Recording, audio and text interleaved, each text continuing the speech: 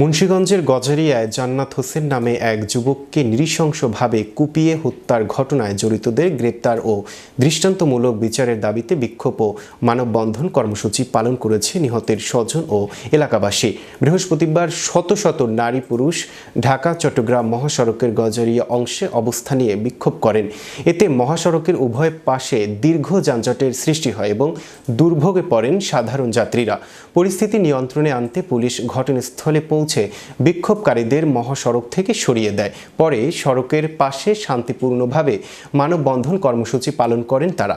নিহতের স্বজনদের অভিযোগ, গত ২০ ডিসেম্বর গজারিয়া উপজেলার নয়ানগর গ্রামে পূর্ব পরিকল্পিতভাবে জান্নাত হোসেনকে বাড়ি থেকে ডেকে এনে প্রতিবেশী দুই ভাই ধারালো দা দিয়ে কুপিয়ে হত্যা করে।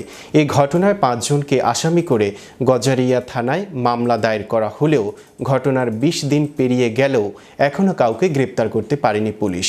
মানববন্ধনে অংশগ্রহণকারীরা দ্রুত আসামিদের গ্রেপ্তার করে সর্বোচ্চ শাস্তি এমনকি ফাঁসির দাবি জানান।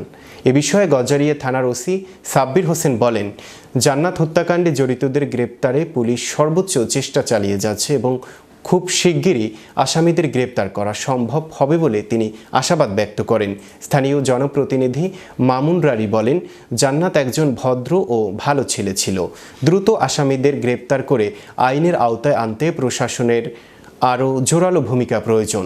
আমরা বিচার চাই, ফাঁসি চাই, জান্নাত হত্যার ফাঁসি চাই, চাই আসামিদের সবাইকে ধরে নিয়ে আমাদের কাছে ফাঁসি দেওয়া হোক, জান্নাত হত্যার ফাঁসি চাই। আমরা এটা যারা করছে তাদেরকে আইনের আওতায় নিয়ে আসবো, এটা হলো আমার প্রতিশ্রুতি এবং এটা যত দ্রুত সম্ভব আমরা তাকে আইনের আওতায় নিয়ে আসবো। এখানে আপনাদের কোনো তথ্য থাকলে আমাদের দিবেন, আর আমরা আমাদের যতটুকু সেটা আমরা কয়েক জায়গায় অপারেশন করেছি, ঠিক আছে? এটা নিয়ে আমাদের এখনো একটা দল আছে বাইরে।